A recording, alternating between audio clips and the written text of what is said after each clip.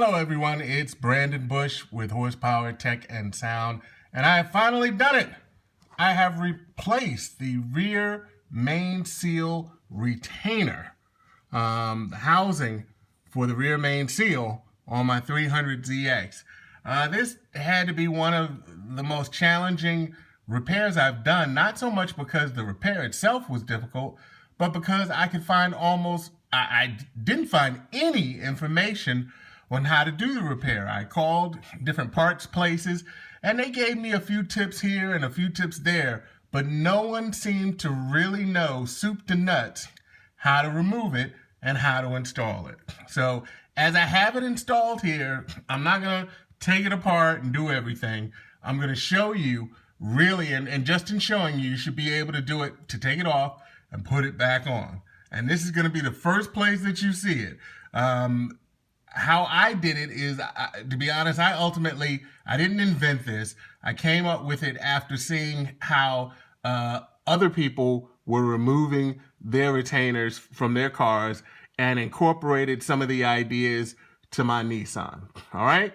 So to remove this, the first thing you're going to do is may have a ton of RTV sealant going all through here.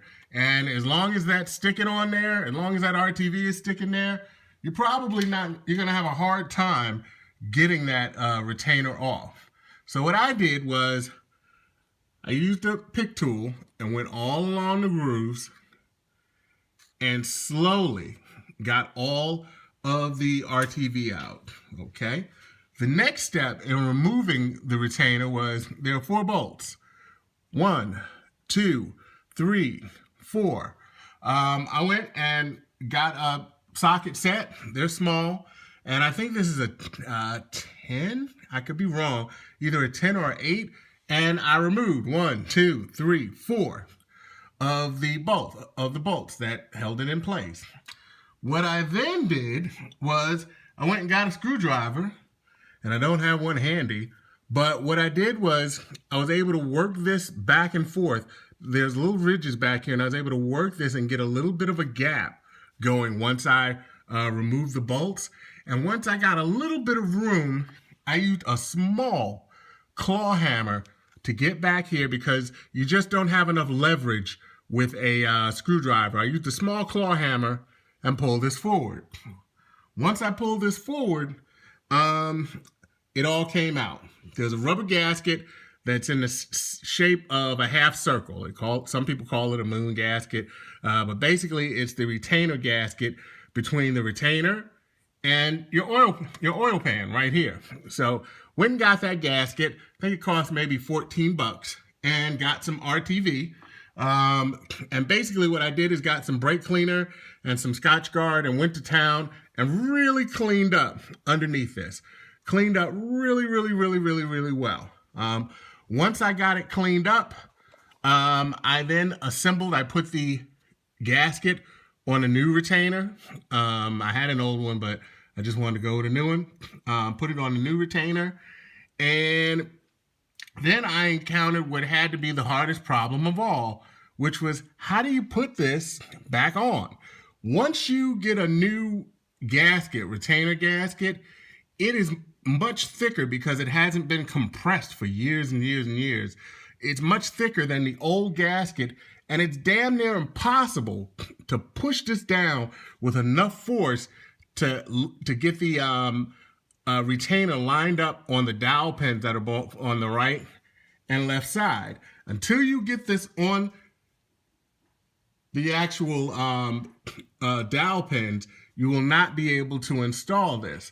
So I took this off, cleaned up behind here with a brake cleaner, and got the gasket. There's also a paper gasket that goes behind this that's only a few bucks, but you really want to get that gasket. Went and got it, put it there, then put this on, put some RTV back behind here, and then the hardest part of it came. You have to first, in my instance, I put the right dowel on first. Okay, I got it located. And then once I got that on, I immediately put the first bolt in.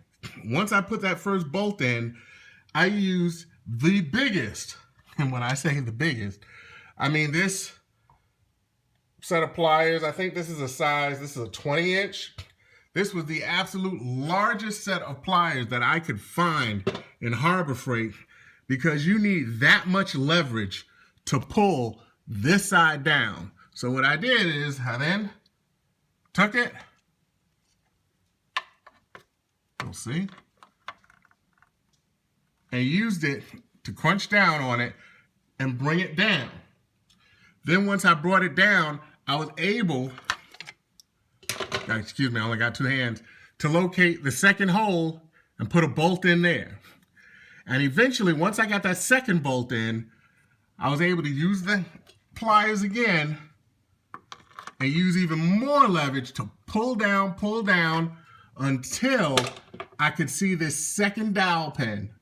And then once I got the second dowel pin to where I could see it, I broke out trusty hammer, banged it in, it went right on, okay?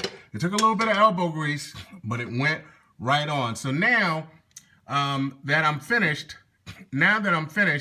I'm pretty much gonna go over this with some more RTV, go over that, tighten these all up with my impact, small impact, and get this all set up. Put the flywheel on, get this clutch on, and get to work on trying to get this seat back on the road.